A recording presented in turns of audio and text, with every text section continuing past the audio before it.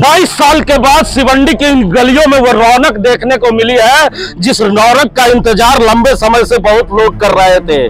चाहे छोटे बच्चे हो, जवान हो, बुजुर्ग हो, आज इस 22 के चुनाव में शामिल होने जरूर आए हैं। भले वो वोट दे पाए या ना दे पाए, लेकिन देखने के लिए आए हैं कि 22 साल के बाद जो चुनाव की शुरुआत हुई है वो चुनाव कैसा होता है। लेकिन इस चुनाव में कई रंग आपको देखने को मिलेंगे, जहां पर तमाम ऐसे लोग जो कई पार्टियों में भी शिरकत करते हैं, चाहे भारतीय जनता पार्टी में हो, चाहे कांग्रेस में हो, चाहे झारखंड मुक्ति मोर्चा में हो, चाहे किसी पार्टी में हो, लेकिन पार्टी का झंडा अपने रास्ते में उतार कर इस ब्रैकेट के बाद जाते हैं और वहां पर ईमानदारी से वोट कर निकलते हैं। अभी कई रंग आपको हम दिखा रहे हैं यहाँ पर सुल्तान भाई भी है, फारिक मुखिया साहब भी है, अख्तर भाई भी है, मारूफ भाई भी है और कई बड़े भाई हैं जिनका नाम छूट जा रहा है, वो जरा माफ कर दीजिएगा। लेकिन सबसे बुजुर्ग होने के नाते और सबसे सीनियर होने के नाते आपसे प्रश्न पूछना चाहूंगा, ये साहब कौन सा चुनाव हो रहा है जहां पर मुखिया का चुनाव लड़ने वाला भी प्रत्याशी,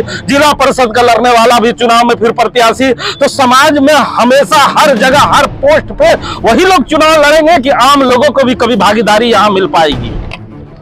नहीं, देखिए, हमारे जो बासी समाज है और ये पूरे, हमको तो लगता है कि पूरे बोकारो जिला में जो है हमारे बासी समाज के लोग हैं, वो सारे लोग शिरकत फरमाए हैं और सारे लोग मेंबर भी बने हैं। और इस बात के लिए मैं बहुत खुश हूँ और मैं धन्यवाद देना चाहता हूँ कि जो भी हमारे भाई अगुवाई किया इस चीज़ को, बासी समाज का अगुवाई किया। हालांकि बासी समाज बरसों से चला आ रहा है, लेकिन अभी जिसने अगुवाई किया, मैं उसको तब दिल से मैं उसको धन्यवाद देना चाहता हूँ, उनका शुक्रिया अदा करना चाहता हूँ कि मतलब जब अंदर से आप आए तो आपको क्या लगा? चुनाव प्रक्रिया जो चल रही है वो साफ सुथरा था ना? बिल्कुल साफ सुथरा, बिल्कुल साफ सुथरा। कोई किसी कैंडिडेट ने यहाँ पर आके नहीं कहा कि मेरे को दीजिए, मेरे को दीजिए। बिल्कुल साफ सुथरा और जिसको अपना मर्जी से लोग वोट कर रहे हैं। तो देखिए, अपने मर्जी से वोट कर रहे हैं, बहुत लोग वोट कर रही है। आप लोग कैसा लगा अंदर जाके? मतलब कैसे प्रत्याशी का चयन किया आप लोगों ने? जो कामयाबी है, जो जरूर है, जो काम करने वाले हैं। कैसे लोगों का चयन करके अंदर से निकले हैं? क्या सोच के वोट किया है? लोग सोच के किए हैं कि 22 का चुनाव चल रहा है और अच्छे ईमानदारी से हम लोग वोट किए हैं। हालांकि हम तो वोटर नहीं है, लेकिन हम भी देख रहे हैं। तो कई नौजवान है, वोट किया? कररिया से चल के आए हैं हिमांशु भाई कह रहे थे, वोट किया जी? कैसे लोगों को वोट किया? वैसे लोगों को ही कर दिया कि जो पैसा दिया करते थे रात में? कर्मठ नेता दिए अभी बहुत 22 का जो है, सदर है, सेक्रेटरी है। कर्मठ नेता का चेहरा देखे हुए बहुत साल हो गया। कैसा होता है कर्मठ नेता? नेता ईमानदार व्यक्ति है। अच्छा, जो सुचारू रूप से चला सके और दहेज प्रथा को उठा सके। अच्छा, फिरोज जी है, दहेज प्रथा को उठाने वाले का चयन करके है। दहेज लिया था, शादी किया था? तो हम तो उस समय लिए थे। फिरोज भाई दहेज ले चुके हैं। कर्मठ लोगों की तलाश हो रही है। आपके नजर में कर्मठ की परिभाषा क्या है? कर्मठ की परिभाषा है जो संघर्षशील है, जमीनी रूट में जुड़ा हुआ है, ग्रास रूट का जो नेता है, नेतृत्व करते हैं, वो कर्मठ होते हैं।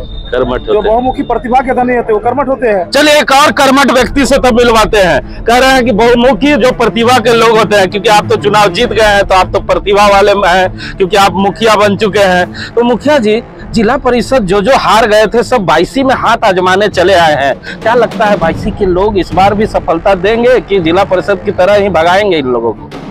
देखिए हिमांशु जी, जो मुखिया का चुनाव हो या जिला परिषद का चुनाव हो, वो पॉलिटिकल चुनाव होता है। और ये जो 22 का चुनाव है, ये सामाजिक आपका चुनाव है, सामाजिक संस्था है, प्योर सामाजिक संस्था है। और ये जो अकलियतों की जो मुख्य मूल समस्याएं हैं, चाहे वो जिस तरह अभी बताया गया दहेज के उत्पीड़न का मामला हो या फिर शिक्षा के क्षेत्र में हो, ये जो भी मूलभूत समस्याएं हैं उसको निदान के लिए 22 का गठन किया गया है। और ये 22 का गठन दाता कुर्बान अली शाह रहमतुल्लाह अलैह, बहुत बड़े बुजुर्ग यहाँ पे गुजरे हैं, उन्होंने इसकी स्थापना की थी 1937 में। अच्छा, समाज में तो तमाम नेता जब भीड़ में रहते हैं तो बड़ी बड़ी बातें करते दहेज मुक्त समाज बनाना है, लेकिन बेटी की शादी के लिए उनके घर जाइए तो सबसे बड़ा दहेज वही मांग लेते हैं। जी, हम लोग मांगते हैं कि नहीं? जी, एक बात मैं मांगते हैं कि नहीं? मैं एक बात कहता हूँ हिमांशु भाई, सबसे पहले कि आपको तहे दिल से शुक्रिया कि आप 22 के इस चुनाव में आप आए हैं, सबका रुझान जानने के लिए, हमारा उपदेश जानने के लिए। मैं ये कहना चाहूँगा, मेरे बड़े भाई ने कहा कि 22 वर्षों से चल रहा है, मेरे बड़े भाई ने भी कहा। ये इसका मकसद ये हमारा जो समाज है, मुस्लिम समाज, ये 22 उसका समाज है। और 22 में जो हम पिछड़े हुए हैं लोग हैं, जो हमारे पास शिक्षा की जो कमी है, स्वास्थ्य की जो कमी है, हमारे समाज में पूरे जो भी कमियां रह गई हैं उस कमी को पूरा करने के लिए बाईसी का गठन हुआ। तो बाईसी के इस चुनाव के बाद समाज में जो कमियां है पूरी हो जाएगी, उम्मीद तो है। उम्मीद करते हैं कि जो अच्छे लोग हमारे चुन के आए, एजुकेटेड लोग पर्सन चुन के आए और जो जमीन से जुड़े हुए हैं और राजनीतिक हो, प्रशासनिक हो, इस तरह पकड़ हो। लगता है कि जो भी दहेज प्रथा हो, एजुकेशन हो, है हमारे मारूफ भाई ने कहा, हमारे नेताजी ने कहा, हमारे मुखिया साहब ने जो कहा, उम्मीद तो लगता है कि इस बार हमारे जो 22 साल के बाद ये जो चुनाव मेला, ये चुनाव पर्व जो हमारे देख रहे हैं बाईसी का, उम्मीद है कि मैंने ये जो जितने भी समस्या है इसका निदान होगा। लेकिन एक कद से जरूर छोटे हैं लेकिन उम्र में काफी बड़े हैं, 26 साल के हैं ये नौजवान और बाईसी का चुनाव देखने के लिए आए हैं। वोटर हैं कि नहीं आप बाईसी के? देखिए, मैं वोटर नहीं हूँ लेकिन मैं यहाँ देखने आया हूँ कि कैसे कैसे मतलब जो खड़ा है उसको चुन रहे हैं। मैं यही डेलीकेटर से मैं कहना चाहता हूँ कि आप डेलीकेटर है तो आप ऐसे आदमी को चुने जो बाईसी को नहीं पूरे बोकारो को चला सके अच्छे से। वैसे आदमी को ना चुने जो अपना पेट गरम करे, वैसे आदमी को चुने जो इस बाईसी को नहीं पूरा देश को चला सके। क्या नाम है आपका? मेरा नाम एमडी शरीफुज्जमा। क्या नाम है? तो सुना ना आपने, सबसे कम उम्र के बच्चे ने जो बड़ा सलाह सुल्तान भाई दे दिया है, क्योंकि उन्हें भी डर सता रहा है कि इस बाईसी चुनाव में ऐसे नेता शिरकत कर गए हैं जो अगर अध्यक्ष सेक्रेटरी बन जाते हैं तो अपने पैकेट गरम कर लेंगे और समाज को बेच देंगे। मैं नहीं कह रहा, आप ही के बीच का एक बच्चा कह रहा है। ऐसा है हिमांशु जी कि मैं एक बात आपको कहना चाहूँगा कि इसके पहले आपने देखा होगा कि हमने मुस्लिम वेलफेयर सोसाइटी का हमने बनाया था एक बार पूरे बोकारो में, और पूरे बोकारो जितने भी नेता हैं, सर्वदलीय नेता हैं, सारे लोगों ने मिलकर बनाया था और सारे लोगों का मत एक करके, और उसी का कल है कि इजराइल अंसारी जीतकर बोकारो में आए थे।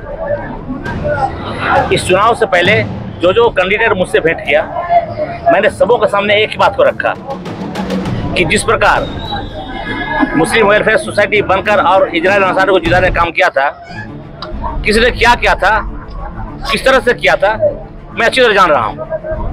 उसकी पुनरावृत्ति नहीं होनी चाहिए। अगर बाईसी समाज में जो भी जीत के जाते हैं वो समाज को बेचने का काम न करे।